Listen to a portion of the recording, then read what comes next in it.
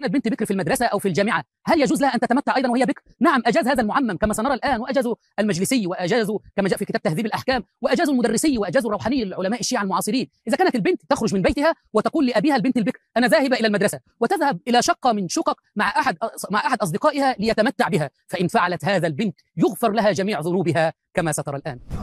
زين البكر هي تحتاج إلى إذن الأب لو ما تحتاج، يجوز للبنت الباكرة أن تتزوج من دون إذن الولي لو لا؟